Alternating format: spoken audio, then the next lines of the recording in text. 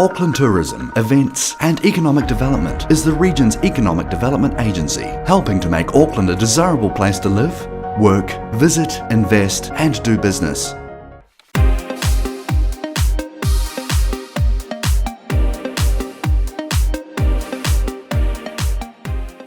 Is AI and technology applicable to any industry? Yes or no? Yes or no? Okay, yes. Yes. So if I throw one to you, can you tell me how you can use it? I'm going to give you this one, games. Okay? The trades, let's say, builder, sparky, plumber, can they use it? Absolutely. I mean, I think analysing your customers, understanding what their needs are by industry, by solution, I think that's important.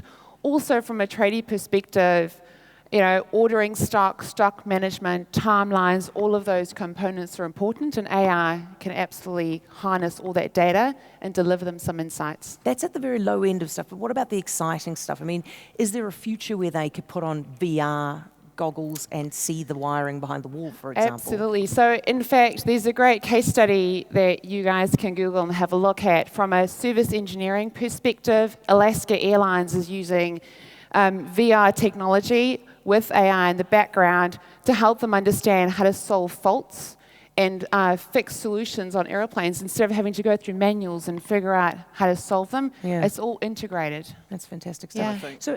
I was just going to Jonathan? say, I think even more than that, the potential for people to collaborate virtually as well through that kind of technology is really interesting. So you could have somebody who was perhaps a less experienced practitioner, and then somebody back wherever they are in another city who has all the knowledge, and they can work together, and that person can kind of see through their eyes and help them So solve. the boss could send out the apprentice while sitting back in the comfy office. Well, it's about kind of collaborative computing. So and really seeing through. They call it sort of empathetic computing, seeing through their eyes, and it's a pretty exciting future technology. Make you more productive, wouldn't it? Angie, I want to come to you on this one. Loads of businesses would not be harnessing any of this stuff. So how do they know if actually they should be? Because it's not. I mean, it wouldn't be just necessarily the case that everybody needs to get on board. I think we were talking just before today about how you manage your technology portfolio, and I think it's always important for anybody, no matter if you're a small business or a really large one, to make sure that you've got a mix of technologies in there. There'll be some really old technologies, a bit like managing an investment portfolio. We've got some of your money in the safe house. There'll be some sort of mid-ranging technologies that are moving about that you're beginning to invest in.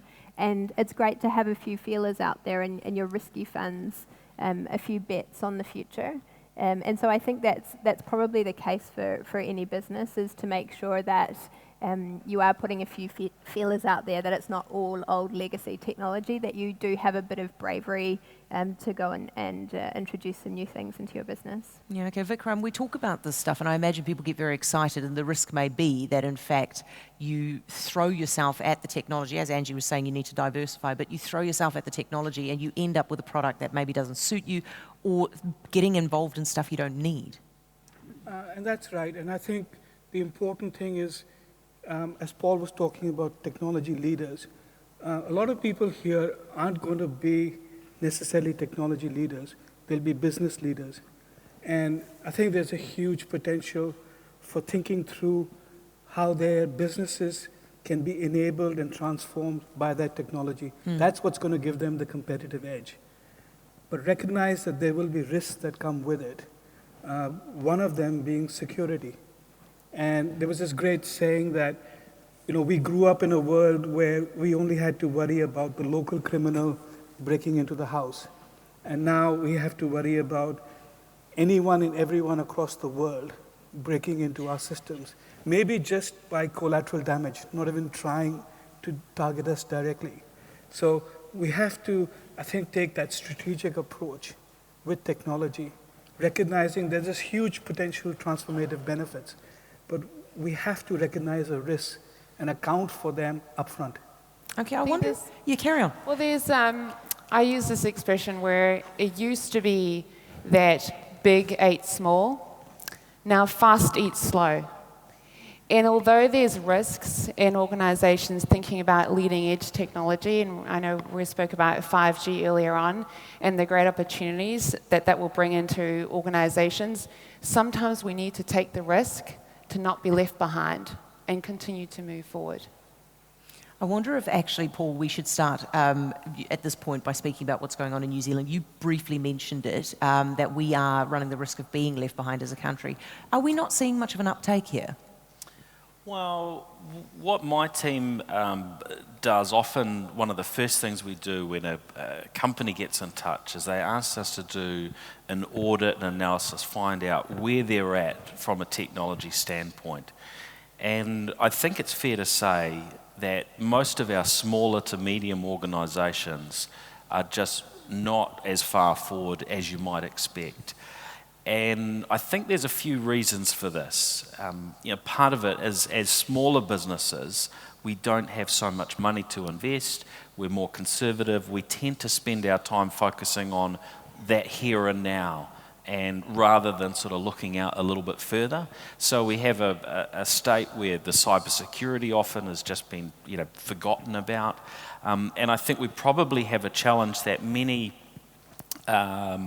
organisations don't have any technology leadership at all. So they might have a technology provider who can look after the infrastructure, their cell phones, and keeps their cloud bits and pieces working together, but nobody that's actually forward-looking. And so that leaves them in a really precarious state when other players maybe start to move ahead a bit quicker.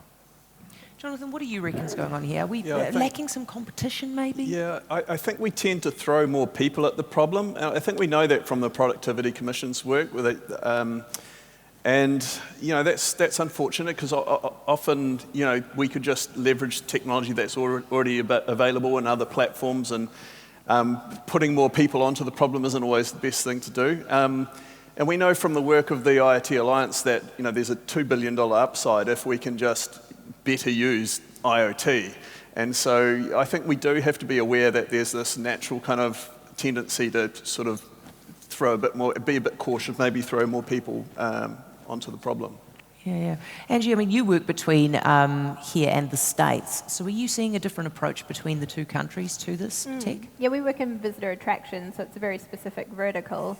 But the behaviour difference that we see between New Zealand and the rest of the world is that New Zealanders are great to try something. They're not great to follow that up with big investment. And so if you compare that with America, they might be a little bit slower to get on board with something, but when they come on, they do it really well and they go big. And I think America is good at doing that in lots of parts of life, but in technology especially, that they really follow through with good, strong investment, and they do push out change at scale, where New Zealand businesses will put a toe in the water, but they don't jump in the pool. And I think that's the bit where we miss out on the uptake.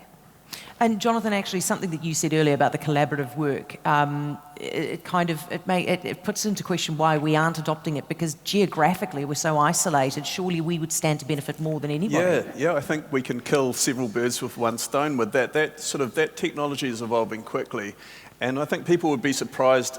So talking about Copresence, we're kind of familiar with Skype and those kinds of tools. That's going to get a lot more realistic, and that idea of co-presence, that sort of feeling of being with someone at the same place in the same time, but they're physically remote, that could be really, really important for New Zealand, and I do think that should be something we should, as a country, be looking to leverage.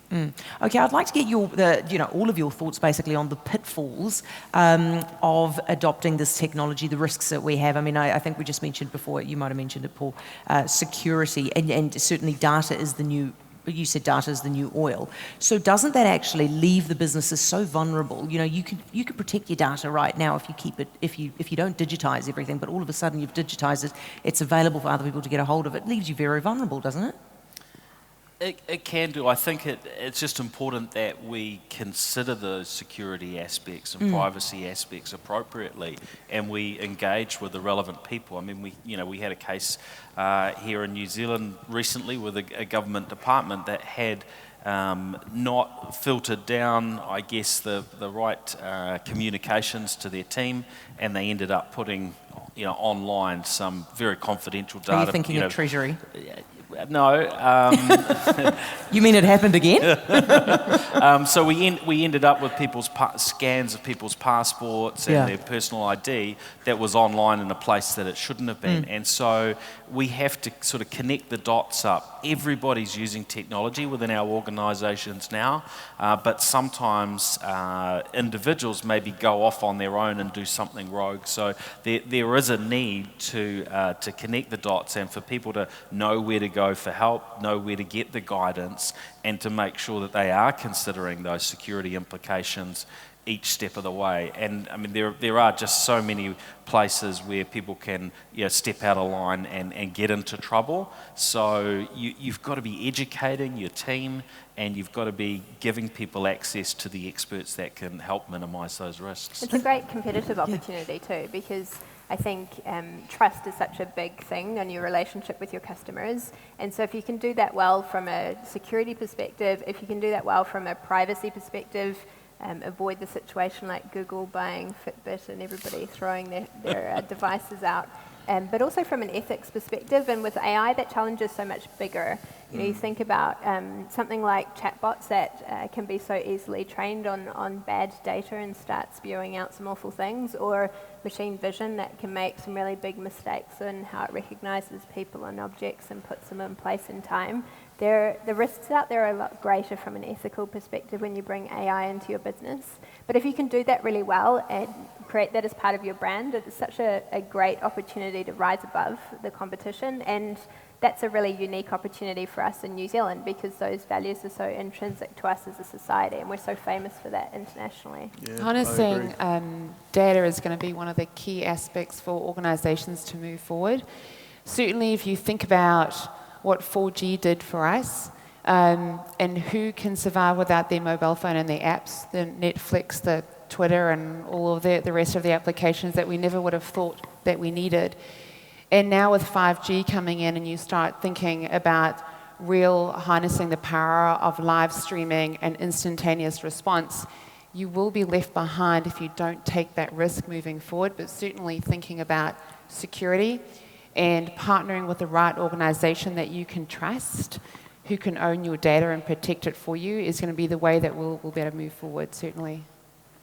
I think also it's useful to look at it from the other way, which is what is the cost of not going ahead. And so one of the risks of technologies is to ignore change and transformation. So there's talk about the DVD store owner. I remember in New Zealand, we had this conversation a few years ago around copyright, where there was a lot of emphasis on protecting the interests and the revenue stream that DVD rental companies had. That was a losing battle. And so technology changes will happen, and we have to do them smartly. I think the really important aspect there is to not get overwhelmed and let it be a supply-side conversation. But it has to be, what is it that our business is core, is competitive core? How do we use technology to further that? The danger is that you try the latest fad, doesn't work, and then you get turned off from technology as a whole. The issue very much there is understanding each company's or business's own individual competitive positioning in a 5 to 10 year time frame, and focusing on a few key areas and taking the risk smartly in those few areas. This is the risk, isn't it, Angie, that you look at it and you go, goodness me, everybody's getting involved in the tech thing, and I'm being told if I don't get on board, I'll be left behind. And so you just get involved in some way, and you don't actually know what you need it for. I mean, that putting the horse before the cart, that seems to be, or the cart before the horse, seems to be a problem here. Yeah, I think it's the case with any technology. You need to start with the problem first, and the solution comes later. If you're sitting out there in your business and thinking, how can I use VR to innovate, it's kind of the wrong way round. But if you can sit out there and think, I am an electrician and I want to look at the wall, or whatever the case might be, you do things in the right order. We see that in AI and analytics a lot. People quite often leap to the last mile. They say, I want to switch to dynamic pricing, or I want to start issuing tickets dynamically. where they're, for our industry, we might ask a really basic question like, how many visitors do you have? And people find that a difficult question to answer. So sort of getting the problem and solving the problem in the right order of starting off with something like descriptive data, then making a move to making some predictions and things like that, and then eventually getting to that golden rainbow moment of being able to switch to a dynamic business model rather than sort of leaping to the most shiny thing to start off with. I think there was this trend in Silicon Valley where people started hiring chief AI officers, and I just think it's a silly approach. It's sort of like it's putting the technology first, and you really need to be thinking about the business problems in the first. We need chief problem officers. Yeah, that's right. Yeah. Solution officers. Yeah. Because the problem with that, of course, isn't it, Jonathan, is that all of a sudden you've got a guy or a woman whose job is entirely to figure out how to use AI and may apply it in places where it doesn't actually need to be applied. Yeah, that's right. And the thing about AI is it can be used in some really surprising places, and you just sort of have to be quite open to those possibilities. Like I'm following this company out of Stanford University called Wobot. It starts with a W, and they're deploying, they're doing counselling, cognitive behavioural therapy over chatbots, and it's automated, and it's working. They've shown that with scientific experiments, and it's kind of, I find that really surprising, not only because they've been able to do it over a chatbot and that it works, but also that people want to do that. It's a younger generation that wants to do that, but nevertheless, it's. Wait, so you take your problem to the chatbot?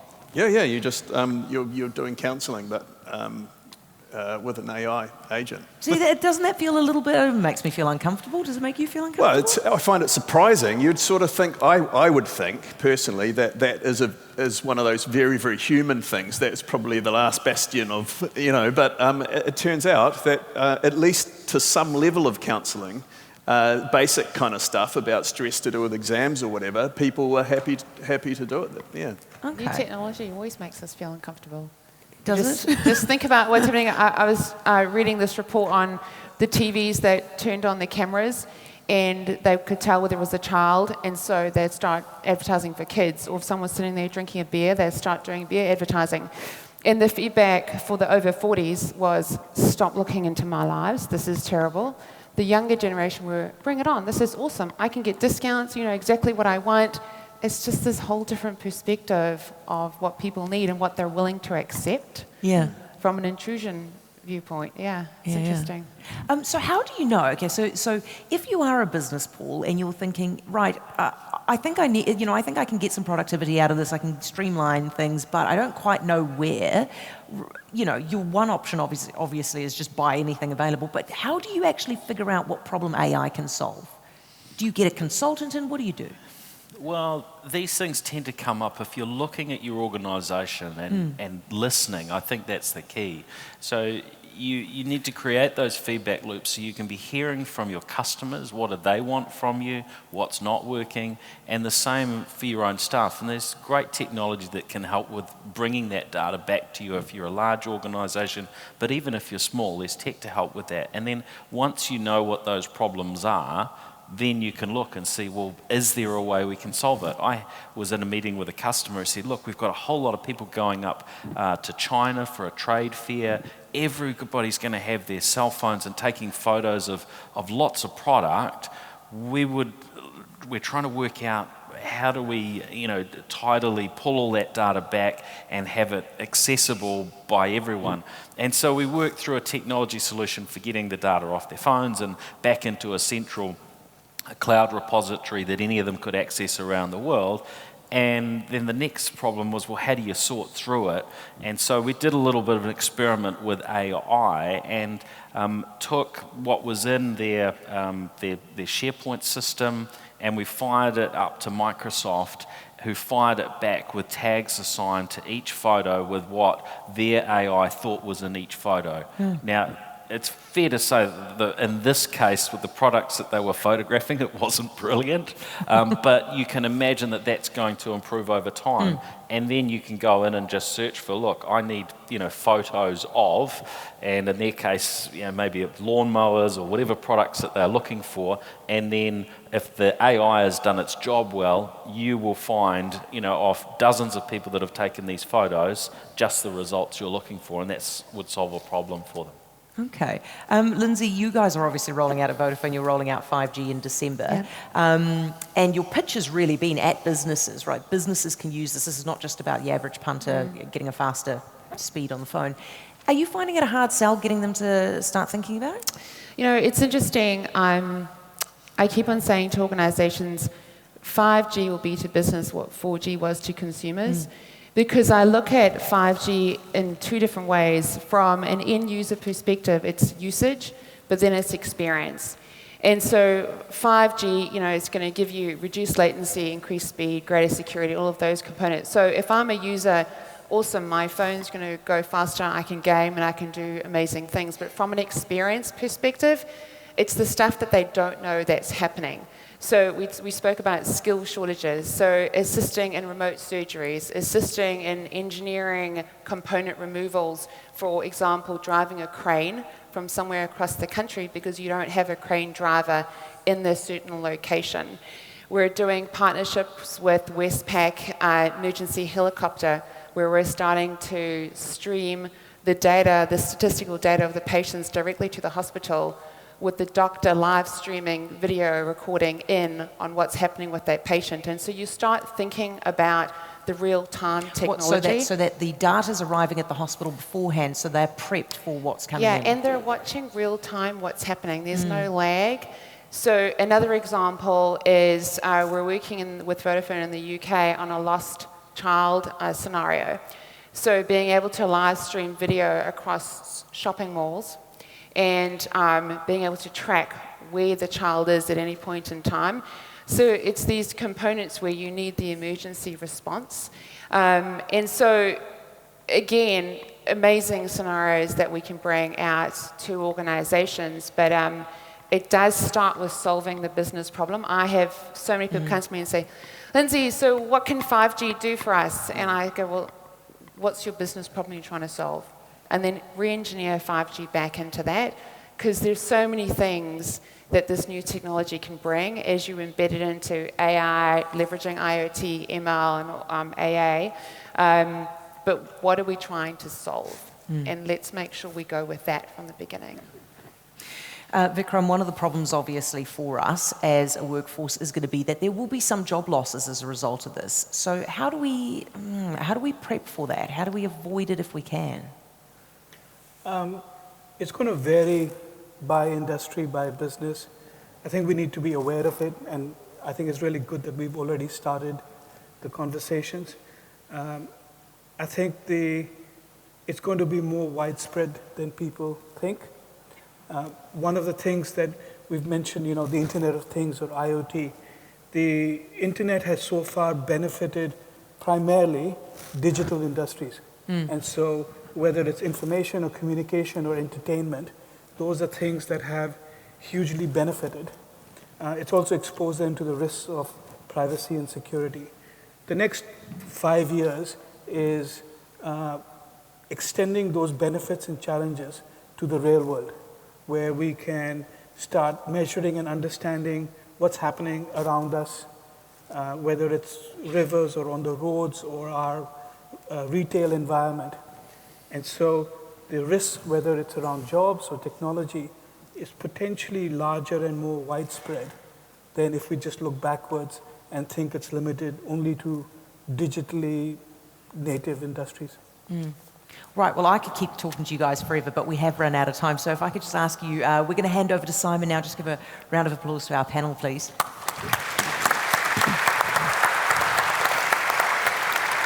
Thank you very much to all our panellists. We've got some more for you too. The questions have been flooding in thick and fast, and I am going to go with the most popular ones. I'll quickly address the fact that, were you a lawyer, Simon? Yes, I was. It's very hard to imagine, I know.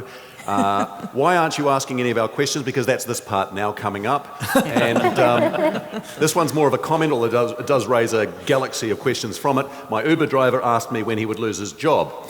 Right, those were not the most popular questions. The most popular questions are quite holistic, actually, and they're really about the effects of technology. The first one, how can we develop environmentally friendly technology and sustainable tech that have a positive impact on our planet?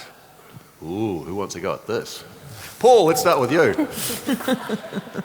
Well, first of all, I think if we just leverage technology better and we improve our productivity, we improve our economy, we're actually in a better position to invest in the things that matter from an environmental standpoint. So if we're struggling financially as a country, we're going to be limited in terms of those changes. Okay, so we make the money, we can do it, but who leads the way? Is it you guys lead the way, or is it regulation and government?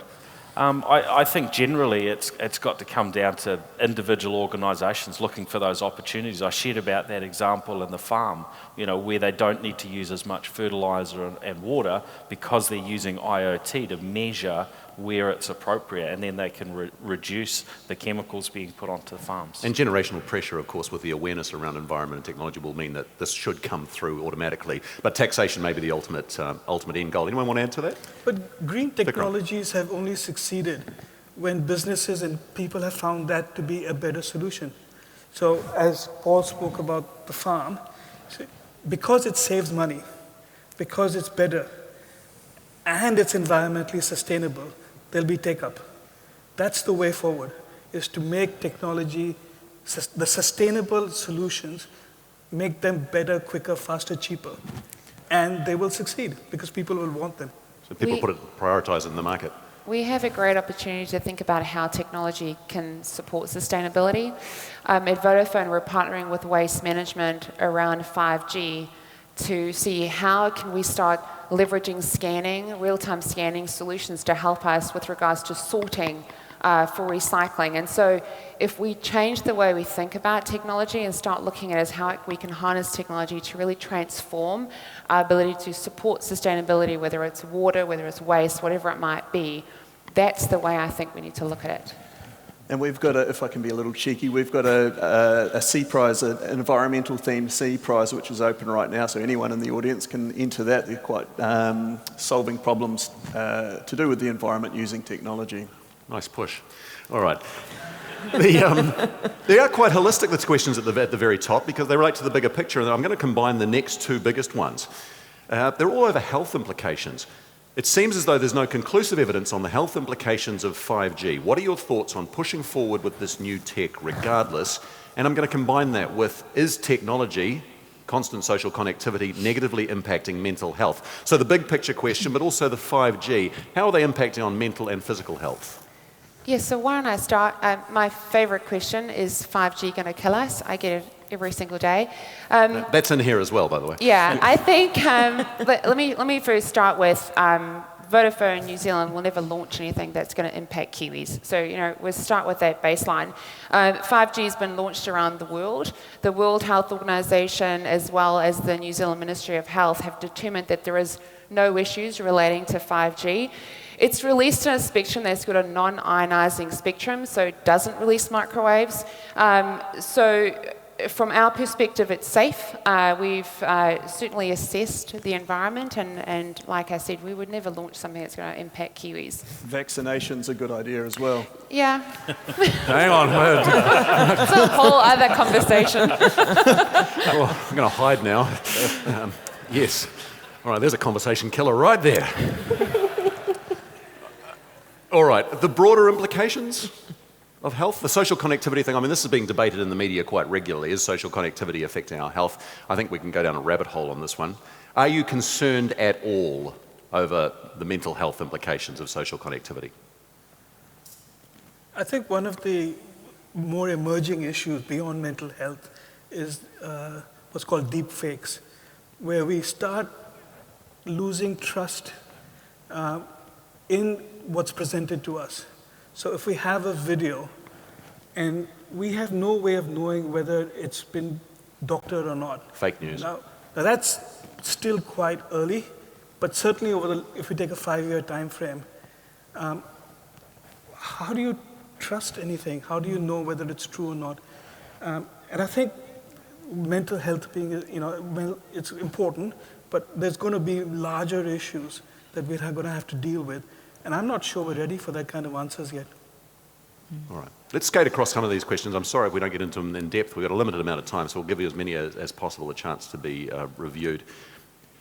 If we punch, there's a number of questions around productivity. If we punch above our weight, why are we falling behind in productivity versus other countries? What steps do we take to use tech better to improve profitability and productivity? Jonathan? I mean, we sort of covered that a little bit with the talk about a tendency to throw more people at the problem. I don't know, there's a positive side to it as well. I mean, you look at the opportunity to use robotics and to kind of keep people safer. In forestry in New Zealand, that's the most dangerous job in New Zealand. 57 people die per 100,000 workers. And it's great that there are scientists in New Zealand working on robotics to do some of those dangerous tasks. So I sort of feel like there's two sides to that, yeah. I would say the punching above our weight is our technology companies, but it's the rest of our organisations that aren't in that space yet. We're not as far forward as what we should be. And when we get that right, then we should be able to improve the productivity issues that we have today. Bring the rest of the economy with us. Yeah. What do you think the future workforce will look like, and how will technology affect it? Will we have traditional employees, or will the gig economy take over? This the future workforce question. Go on, Paul. Well, certainly we're seeing that move to the gig economy, and what I notice is that a lot of people enjoy the flexibility that brings them. We're seeing changes like Andrew Barnes with the 4-day work week. That to me is something that's really encouraging. This idea that we step up our productivity a little bit and can spend less time working. So I think there's some exciting things in terms of those changes, but it also can be uncomfortable, right? If you don't know where your next dollar's coming from. I think the gig economy isn't for everybody, but one thing that I think technology does bring us is the opportunity to think smarter. And we covered this a little bit in the AI conversation, but I think the question of, is AI going to make people redundant?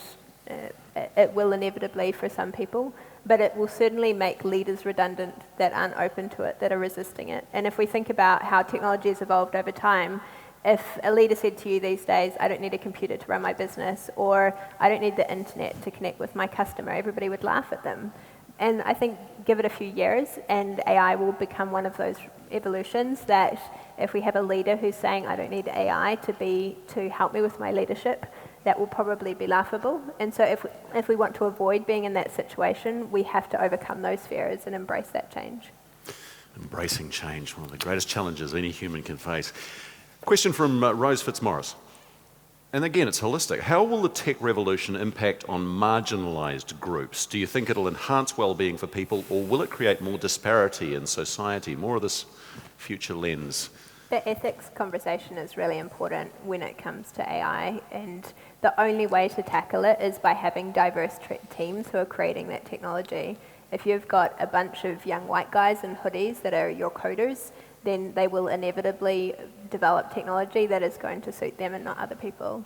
And so I think it all starts with the team that are creating that technology. It's that wider diversity debate that's happening as well. And I think we just need a little bit of caution around that challenge where some of the people that are doing some of the tasks which are most automatable are also some of the people that will find it hardest to kind of, because they might be single mum, like trying to hold down a job and make ends meet. They're also going to find it pretty hard to upskill and suddenly, be able to learn how to do some of these higher tech kind of jobs. So we sort of have to be cognizant of that as well. We're going to need leadership right through government as well to ensure so, that and employers need to along. think about how to provide training to those people so they can transition into new jobs. Yeah, great announcement yesterday on disability, of course, and incorporates the viewpoints of disabled people into these futuristic arguments. And that's a challenge for all of you, isn't it, as well? And we're just about out of time. And this is the big one, I guess, from Peter Bowman. Is it a revolution or an evolution? Are we all just getting caught up in the hype circle? Ooh, step in back. tech circles, there's a saying that technology and software in general is overhyped in the short term and underestimated in the long term. So I think the answer to that question is definitely in the short term it's overhyped, but don't ignore it for the long term. Anybody else? That's the succinct answer, isn't it? Right there. Yes. Don't ignore it in the long term. Because no one up here is going to decry the revolution, I'm sure. The revolution is underway. Ladies and gentlemen, would you please put your hands together for our speaker and panelists?